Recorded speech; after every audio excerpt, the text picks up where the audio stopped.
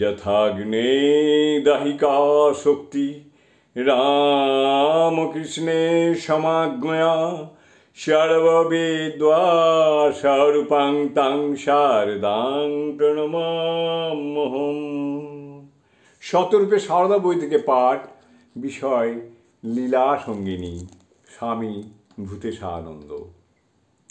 আমাদের দৃষ্টিতে যারা বিদেশি বা যাদের উপর আমাদের একটা দেশভাব আছে, তাদের প্রতিও মায়ের মাতৃত্ব সমানভাবে প্রসারিত। তাঁর দৃষ্টিতে স্বামী সারদানন্দ যেমন তার সন্তান, দস্যু আমজাদ তার তেমনি সন্তান।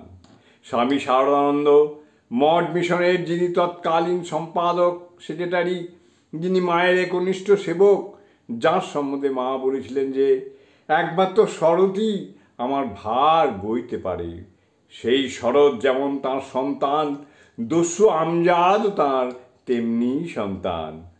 ভিন্ন দেশের লোকেরা যারা মায়ের সান্নিধ্যে আসতো, অনেকে তাঁর ভাষা জানত না। তাঁর সঙ্গে সাক্ষাৎভাবে কোনো ভাষার আদান প্রদান হতো না, কিন্তু মায়ের সান্নিধ্যে, মায়ের স্নেহ দৃষ্টিতে তাদের মন ভরে যেত। তারা সেই মাতৃত্বের আস্বাদ পেত। জয় মা, জয় মা।